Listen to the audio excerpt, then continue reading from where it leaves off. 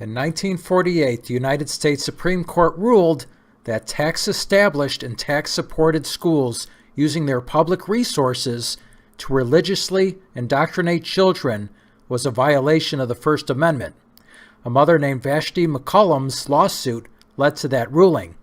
In 1962, the court ruled on a case and decided 8-1 that the government couldn't force students to pray. The Supreme Court did not state that students cannot pray in school. The government, meaning government officials, can't force their interpretation of the Bible on kids in public schools. The government cannot tell students when to pray, what to pray, or that they should pray in public. After all, in the Sermon on the Mount, Jesus teaches that prayer should be done in private. And if that's how parents choose to raise their kids, they shouldn't have government officials saying, "Screw you, we're going to force your kids to pray the way we want them to." Somehow, 1962 was the year that some deranged Christians believed that God was kicked out of public schools. When tragedy strikes historically, there are some who point to 1962 as the reason. Fortunately, such absurdity has become extremely rare. This ideology assumes that a God who's omnipresent and all-powerful can't enter public property. Apparently, this God has the same limitations as the vampires in Buffy the Vampire Slayer. The vampires couldn't enter your house unless you invited them in. They'd try to come in and hit this barrier, and they'd be on the outside looking on the inside. So according to these Christians, God has that same limitation. And it also assumes that everything was fine and dandy before 1962. But what does the evidence say? Is there a change in historical events before 1962 that clearly demonstrates that things are worse now? The answer is not only no, but that things are actually much better. Here's a list of events before 1962 that were just awful. 1918 to 1919, about 100 years ago now, an influenza pandemic. You think the flu season is bad this year? Hold on to your seats. This epidemic killed an estimated 675,000 Americans and an estimated 50 million people worldwide. More people died than in World War I.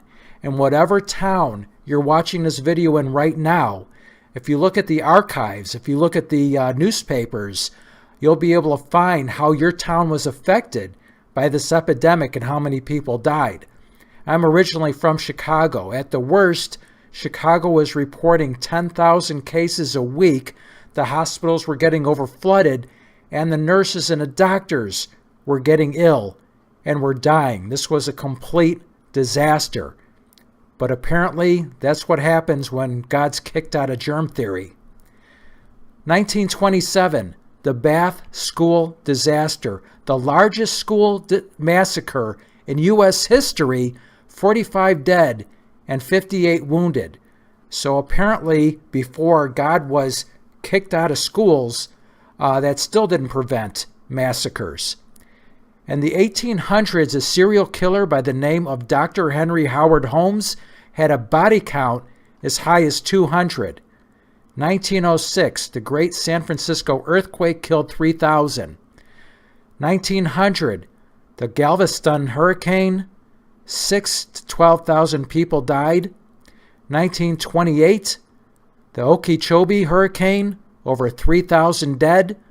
That's what happens when you kick God out of hurricanes. 1941, attack on Pearl Harbor, 2,466 Americans killed. 1889, the Johnstown flood was a dam burst that killed 2,209. 1865, the Sultana steamboat sank. The boiler exploded, killing an estimated 1,700 people. 1911, 146 garment workers, mostly women, died horribly in a factory fire because the stairwells and exits were locked. This was the Triangle Shirtwaist Factory fire. If you work in manufacturing, and I did for 7 years, be thankful for all the safety regulations that there are. There's a reason for them. 1945, 879 soldiers either drowned, were ripped apart by sharks, or died from hypothermia when the USS Indianapolis sunk. The idea that everything was wonderful before 1962 is absolute nonsense. This is Jim Wall. Thanks for watching. Until next time. Cisco, do we have to leave all our good friends now? Only until next time, Pancho. Adios, amigos.